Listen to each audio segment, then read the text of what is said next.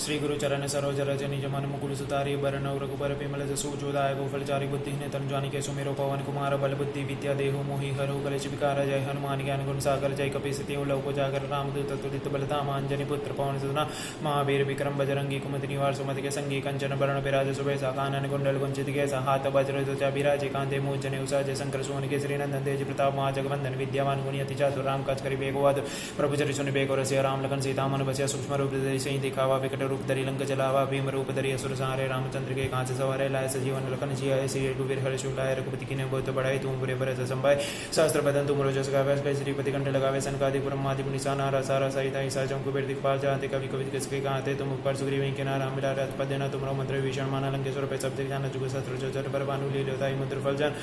प्रभु मुद्रिका मेले मुआई जल्दी लांगेगा चर जनाई दुर्गम का जगत के जय सुख मनु करो तुम्हारे दे राम दुआरे तुम रखवारे हो तना के बिनु पैसारे सब दुख ले तुम्हारी सरना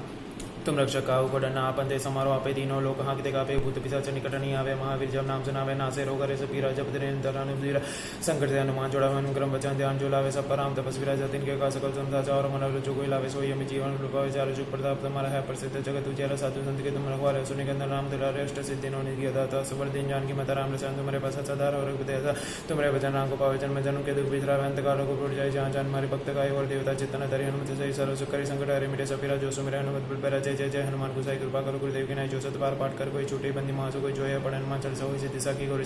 तुलसीदास दारी चरकी जना हृदय मंडेरा पवन धन संकट मंगल मूर्ति राम लखन सीता सहित हृदय बसव स्वरूप।